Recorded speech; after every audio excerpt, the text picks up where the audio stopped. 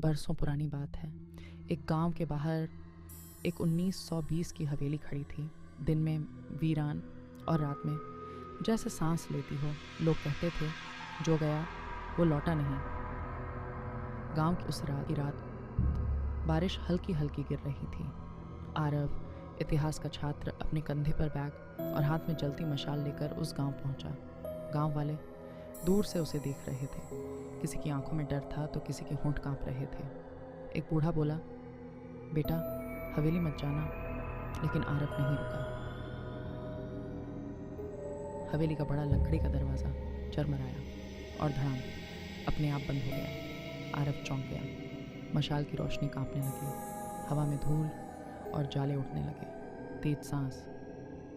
कोई है? सन्नाटा। दृश्य 3, गलियारा और तस्वीर। नीले से अंधेरे गलियारे में पुरानी तस्वीरें टंगी थीं। एक तस्वीर पर सफ़ेद साड़ी में एक औरत, काली आंखें। अचानक फुसफुसाहट। आरव। कान में फुसफुसाहट। आरव का दिल जोर से धड़कने लगा। पीछे से किसी ने उसके कान में कहा, बहुत पास से, धीमी, तुम्हें भी जला देंगे। आरव पलटा। कोई नहीं, लेकिन ठंडी हवा अब भी सांसों को छू रही। दृश्य 5, तहखाना। सीढ़ियाँ उसे हवेली के नीचे ले गईं। एक टिमटिमाती लालटेन और ज़मीन पर एक कंकाल। सीने में लोहे की कील ठुकी हुई। दीवारों से पानी टपक रहा था। आरव फुसफुसाया, ये किसका है? आग का सच कमरा घूमने लगा। समय जैसे पीछे चला गया। गांव का वही आंगन, भीड़, मशालें, एक औरत सफ़ेद साड़ी में बंधी हुई। लोग चिल्ला रहे थे, डायन है, जला दो। आग भड़क उठी।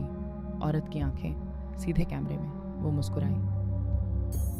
संदेश हवेली फिर कांपने लगी। ज़मीन पर खून से लिखा उभरा, मुझे जला दिया गया।